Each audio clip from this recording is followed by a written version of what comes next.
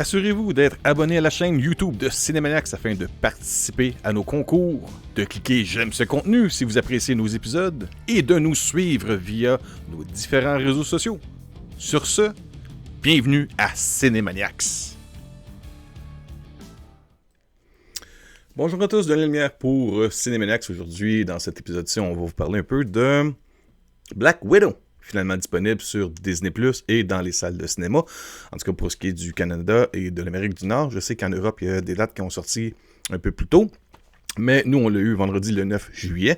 Alors, aujourd'hui, je vais vous parler un peu de ce film-là. Mais je vais commencer en vous invitant à vous abonner à la chaîne YouTube de Cinémaniacs, ainsi que de cliquer sur la petite cloche afin de recevoir les notifications de chacun des nouvelles publications, que ce soit les épisodes, nos critiques, les concours. Il faut être abonné. Et puis la petite cloche, ça vous permet de recevoir toutes les informations en direct.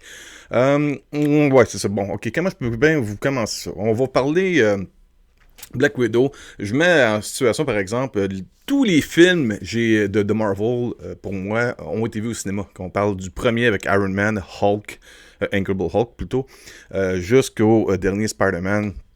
Les 23 films, je les ai vus dans les salles de cinéma. J'ai acheté la plupart des films, que ce soit en Blu-ray ou en 4K. J'ai même le boîtier des Infinity Saga que j'ai commandé de l'Europe pour moi, où est-ce que les 23 films dans un boîtier spécial avec chacun un exemplaire en média physique Blu-ray et aussi en média physique Blu-ray 4K ultra haute définition. Plus un boîtier en plus de 4 Blu-ray, dont un qui est exclusif au boîtier d'Infinity Saga. Donc, je suis un fan de Marvel. J'ai grandi avec ça lorsque j'étais jeune. J'achetais beaucoup de bandes dessinées de Marvel Comics. J'adore l'univers de Marvel Comics. Je vous dirais pas que je suis biaisé parce que j'aime pas nécessairement tous les films de Marvel. Il y en a quelques-uns que j'ai trouvé beaucoup de problèmes. Là. Entre autres, pour moi, Black Panther n'est pas nécessairement un bon film. C'est une structure exactement montée comme Rocky 3. Les gens, quand je leur dis ça, ils font « Hein? De quoi tu parles? » Regardez Rocky 3, puis regardez Black Panther après, vous allez voir, c'est le même film. C'est un peu comme ce qui s'est passé récemment lorsque j'ai parlé de l'affaire des zombies de Zack Snyder qui est passé sur Netflix. Et Army of the Dead, bon, j'avais un blanc de mémoire, et qui était la même structure que Aliens. Donc, pour moi, Black Panther, c'était la même structure que Rocky 3. Il y a bien sûr, comme beaucoup de gens, j'ai Captain Marvel qui est vraiment pas un film à revoir, c'est pas vraiment intéressant comme film, sauf que pour moi j'ai le code spécial avec ce film-là, puisque lorsque ça avait sorti, je m'étais abstenu de voir le film à sa sortie dans les salles de cinéma, puisque quelques mois après, il y avait Avengers Endgame, donc le jour où Avengers Endgame était sorti, je pense que c'était le 6 avril ou le 4 avril, le même jour, en matinée, j'avais été voir pour la première fois Captain Marvel. J'avais réussi à me tenir loin de tous les spoilers. Miracle! Pendant 2-3 mois, j'ai fallu que j'abandonne vraiment les réseaux sociaux. Puis, c'est ça, j'étais voir Captain Marvel. On est sorti, moi et ma conjointe, pour prendre un petit lunch. Et puis, on est revenu pour voir le soir de la première Avengers Endgame. C'était une journée mémorable pour moi. C'est très spécial de voir dans la même journée au cinéma 2 films de Marvel. C'était écœurant. C'était comme 5 heures et quelques de trip de geek Marvel. Pour moi, en tout cas, j'avais trippé là-dessus. Donc, il y a quand même un effet spécial pour Captain Marvel. Anyway, juste pour vous dire que moi, j'ai ma conjointe, mes 2 enfants, ma conjointe a également 2 enfants à la maison. On en a 3, mais on en avait 2 présentement, donc on était 6 à la maison. Faites le calcul rapide et je m'appelle Daniel Lumière, je vais souvent au cinéma, j'ai donné une fortune de mon argent dans les salles de cinéma au Québec, là, que ce soit les cinémas Guzzo, Ciné-Entreprise, Cinéplex et autres cinémas indépendants. Même à Saint-Eustache. Donc, j'ai été dans plusieurs cinémas, j'ai acheté du popcorn, j'amène rarement de quoi dans mes poches pour grignoter. J'ai fait beaucoup de concours pour amener des gens dans les salles de cinéma. J'ai dû amener à peu près, peut-être environ pas loin de 100 000 personnes à des avant-premières au total avec les concours qu'on a fait sur le site web de Cinémaniacs. Donc, j'ai donné. Et en plus de ça, je jette beaucoup de films en média physique. Donc, je suis un consommateur, là. Je dépense. Là. Je suis pas un profiteur. Je pirate pas les films, quoi que ce soit. Et puis, sauf que là, à la gang qu'on était, j'avais l'opportunité de pouvoir sauver beaucoup d'argent puis voir Black Widow à la maison pour, avec les taxes, nous, au Québec, là, ça revenait environ. Le montant, je pense que c'était 40$ et 23 sous, taxes inclus, pour avoir le choix, le plaisir de regardez, chez nous, c'est ma 55 pouces en 4K, Black Widow, version française, parce que la plupart des gens chez nous vont pas vraiment bien comprendre l'anglais. On le faisait en français, mais moi, comme aujourd'hui ou plus tard ce soir, je peux revoir le film, il est payé, le voir en anglais, voir des petits bouts, prendre des pauses, faire des pauses pipi, faire un bol de la popcorn. On s'est fait livrer de la pizza, des breadsticks, des frites, quoi que ce soit. On a eu du fun, ça n'a pas coûté trop cher. Fait qu'à la gang, tout le long du film, vraiment, on était 4 dans le salon. Et puis, pour 40$, la bouffe inclue, tout, ça a vraiment valu la peine. C'est très économique, puis on a eu du fun. J'ai vu beaucoup de critiques qui ont parlé du film de Black Widow, mais je vais commencer en vous lisant un peu la synopsis qui est écrit sur même le site de Disney+. Alors, ça dit ceci. Natasha Romanoff, alias Black Widow, revisite les moments les plus sombres de sa vie quand une sinistre conspiration liée à son passé fait surface. Poursuivie par une force déterminée à l'anéantir, Natasha est confrontée à son passé d'espionne et aux relations désastreuses qui ont jalonné sa vie longtemps avant qu'elle ne devienne un Avenger. Autre détail aussi qu'il y a sur ce film-là, ça dit ceci. Dans le trailer d'espionnage explosif de Marvel Studios Black Widow, Natasha Romanoff, alias Black Widow, revisite les moments les plus sombres de sa vie quand une sinistre conspiration liée à son passé fait surface. Poursuivi par une force déterminée à l'anéantir. On répète un peu le texte, mais ça dit en gros comme quoi que Scarlett Johansson reprend son rôle de Natasha Black Widow. Il y a Florence Pugh qui incarne Elena. Elle est très bonne à passant. David Harbour interprète Alexei, le garde-rouge, ou le Red Guardian.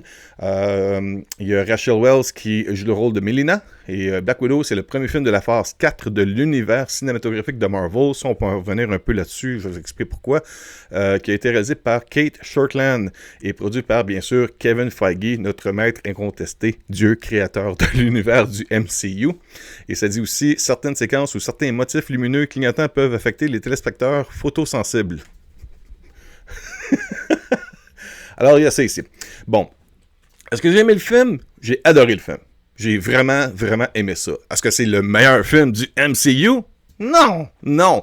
Ça serait dur de comparer ou même d'avoir des attentes aussi élevées que des films comme The Winter Soldier, qui pour moi reste un de mes préférés, Guardians of the Galaxy. Ces deux films-là sont sortis en 2014. C'est là que le MCU est devenu vraiment la franchise vraiment la plus intéressante de l'histoire du cinéma.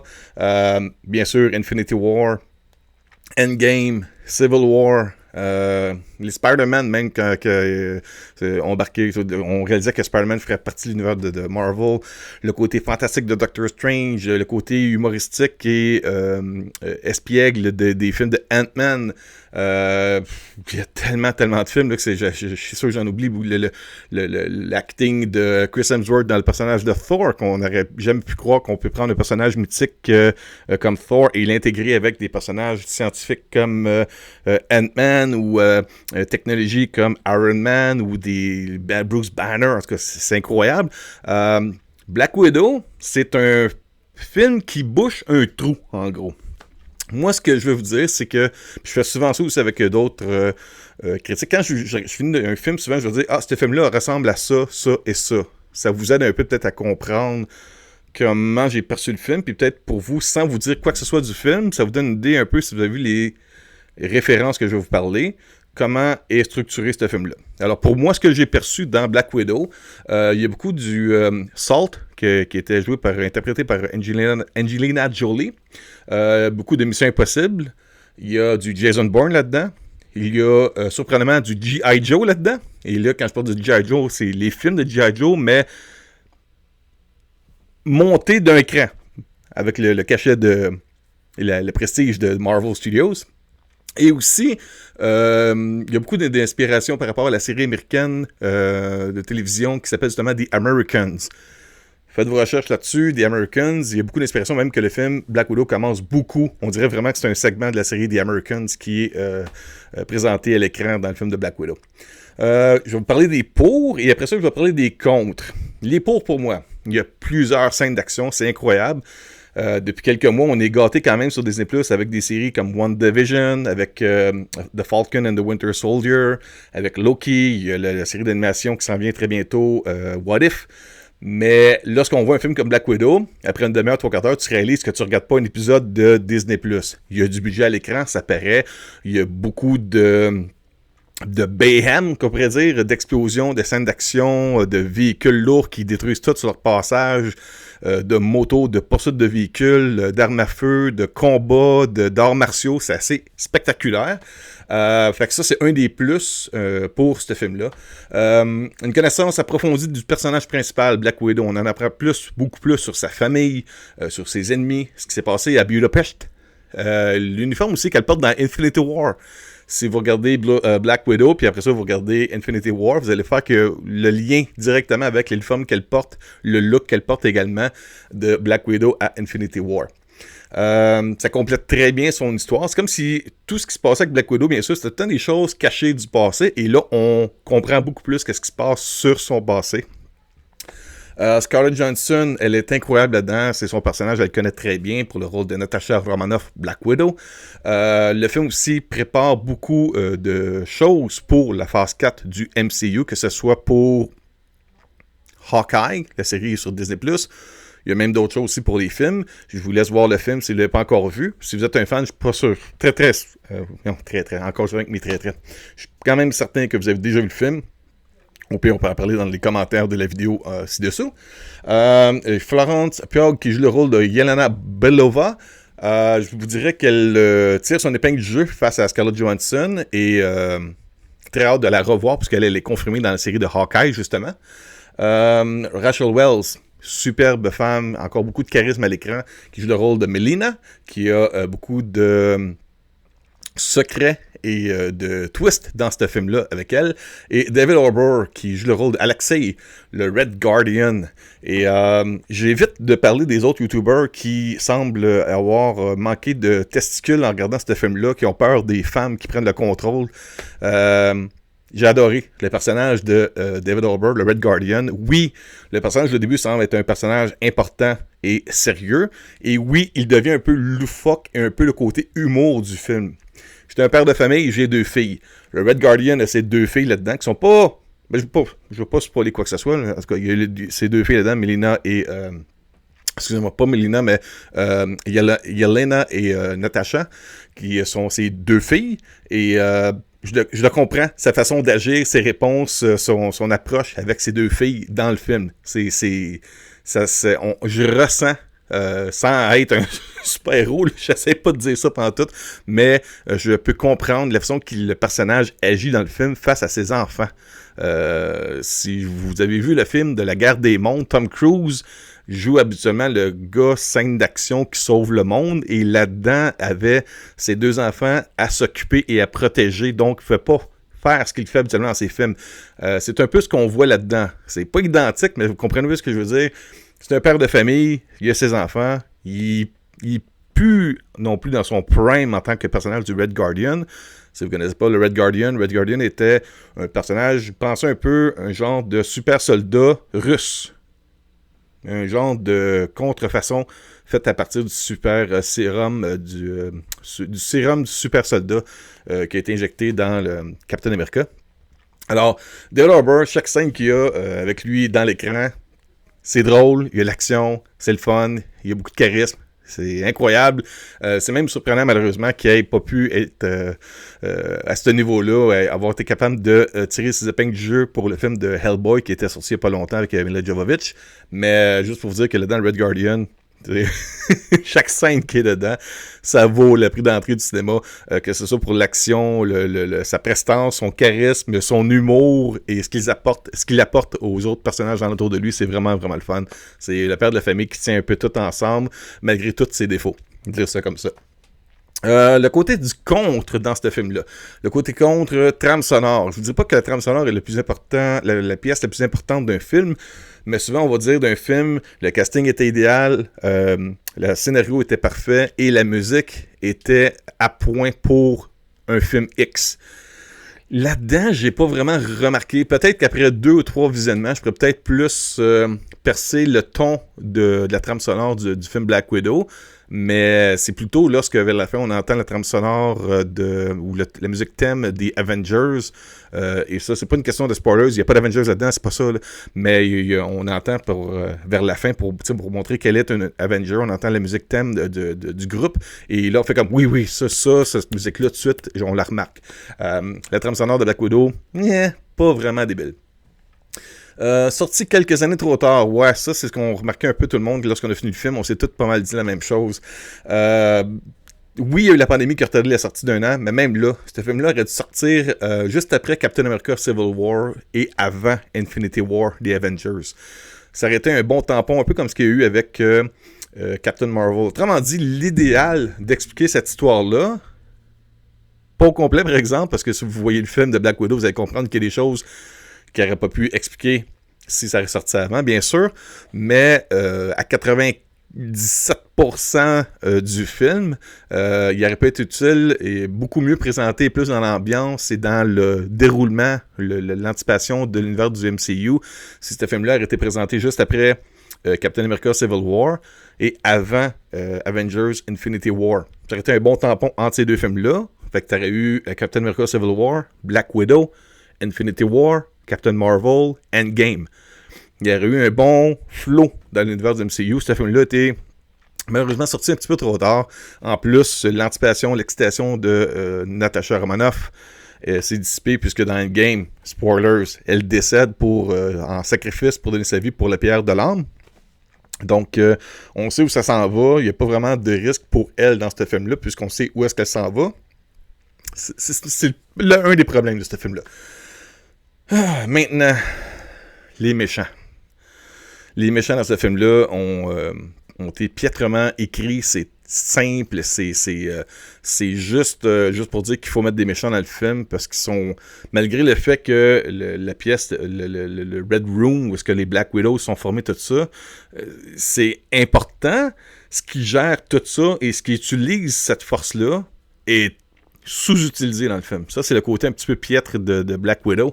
Taskmaster, si vous connaissez le personnage dans les comics, je le connais pas vraiment puisque j'ai pas acheté beaucoup de bandes dessinées dans les 20 dernières années. Mille excuses pour ça, mais lorsque j'étais dans mon adolescence, j'ai dépensé pas mal toutes mes payes là-dedans. Je vais vous dire que j'ai été un gros consommateur de Marvel Comics et de DC Comics.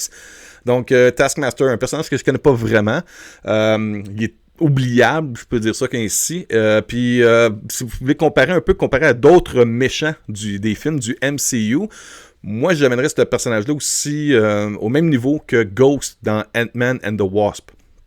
Même genre de prestance dans l'histoire du film. Ghost, Taskmaster, pas plus que ça. Il fait sa job, mais c'est pas plus que ça.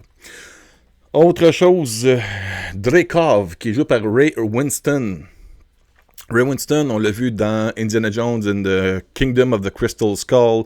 On l'a vu dans The Departed, qui était le numéro 2 à Jack Nicholson là-dedans, si vous vous rappelez. Et puis, quand même un bon acteur. Il joue dans plusieurs autres films aussi, séries télé. Mais là-dedans, il se cache derrière ses lunettes. Et puis, à un moment donné, tu te demandes, coudonc, qu'est-ce qu'il fait là, à part le fait de montrer qu'il est important, mais il amène pas grand-chose, en gros, le personnage. C'est son objectif, son projet est important, mais lui, en tant que tel, t'as l'impression qu'il aurait pu mettre n'importe quel autre personnage en arrêt de ça, puis ça aurait peut-être été mieux. Donc, là, son personnage de Dreykov, là, on comprend des choses depuis près de 10 ans qu'on entend un peu parler de ce personnage-là et de sa fille avec les films comme dans Avengers, lorsque Loki est enfermé puis qu'il sont interrogé par Natasha Romanoff. On en parle de ça. Dans d'autres films aussi, par après, on entend tout le temps un petit peu de ça.